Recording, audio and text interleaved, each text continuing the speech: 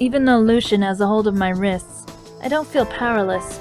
In fact, I feel like my defenses are more powerful than ever before. Not only have I been able to resist him, but I've also lashed out at him. It's over between us. It's truly over. When I walk out his front door in a few minutes, I won't be coming back. Ever. The spell is broken. I'm free from the magnetic chains he's wrapped around me, pulling me in again and again. You're clever. He looks me over. I can tell that he's impressed by my emotional jab at him. I'm leaving. I apply force between his legs until he winces and lets me go, stepping away with an expression that suggests he's surprised I'd go so far as to hurt him to gain my freedom. I wrap my hand around the doorknob and open the door, expecting the winds of liberation to sweep over me. Instead, I'm met by a woman, a gorgeous blonde bombshell in a short red dress and sunglasses. "Oh," she sounds startled, her hand poised to ring the doorbell, though she quickly drops it to her side. I turn briefly to look at Lucian, and he's already standing behind me, his hand clutching the side of the door to open it wider while he smiles at her. For the shortest of moments, jealousy rages through me. But then I remember that I don't care anymore. I certainly shouldn't be surprised that he was sleeping with someone else the entire time that he was sleeping with me. That's just the kind of man he is. Hello, Laura.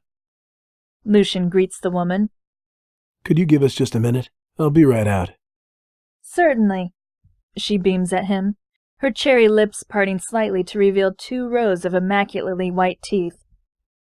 It's fine, I begin to say, but the second my foot leaves the floor, Lucian is pulling me back into the house and closing the door behind us.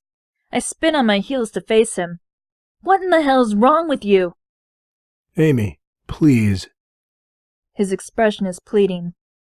Please stay. She's a client of mine. This will only take a moment.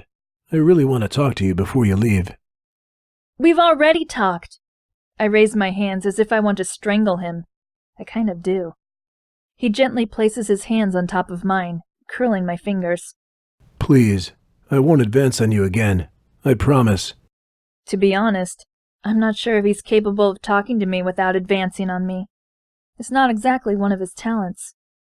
A client. Yeah, right. If she really is a client, then he wouldn't care about me listening in on their conversation. Not that it's any of my business. Maybe I should listen in. What's the point, though? I've made up my mind. And besides, he's probably not going to say anything inappropriate to her anyway, thinking that I'm going to be trying to listen in.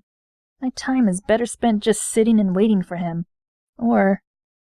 I glance back towards the hall. A tight feeling forms in my chest. The feeling you get when you know you're about to do something really wrong. Something you'll probably get in trouble for. I take a deep breath before my feet carry me quickly across the marble floor, down the hall, past so many doors, to Lucian's bedroom. I flick the switch to turn on the overhead light. This is a dangerous place for me to be. But I have to see. I have to know.